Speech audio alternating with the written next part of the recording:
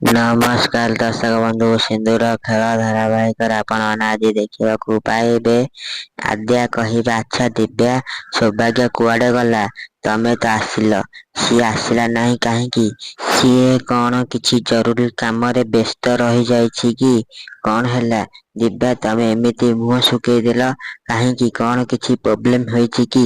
ଏହାପରେ ଦିବ୍ୟା କହିବେ, ଭାଉଜ, ସୌଭାଗ୍ୟ କେତେ ଜିଦିଆ ତମେ ତ ଜାଣିଛ।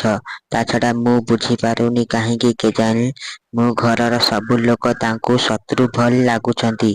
ମମ୍ ଡାଡ୍ ଘରକୁ ଯାଇଥିଲେ, ତାଙ୍କୁ ବହୁତ ବୁଝେଇଲେ, ତାଙ୍କୁ ହାତ ଯୋଡି ବି କ୍ଷମା ମାଗିଲେ, କିନ୍ତୁ ତାପରେ ବି ସୌଭାଗ୍ୟଙ୍କ ହୃଦୟ ଜମାରୁ ବି ବଦଳିଲା ନାହିଁ। ଏବେ କିନ୍ତୁ ବହୁତ ହୋଇଗଲା ଭାଉଜ, ମୁଁ ମନେ ମନେ ଠିକ କରି ସାରିଛି ଯେ ସୌଭାଗ୍ୟର ଜିଦ୍ ମୁଁ ମୋର ଖୁସିକୁ ବଳିଦାନ ଦେବା ଜମାରୁ ବି ଉଚିତ ନୁହେଁ। ତେଣୁ ମୁଁ ତାକୁ ଡାକିଲି, କିନ୍ତୁ ସିଏ ମତେ ମନା କଲେ।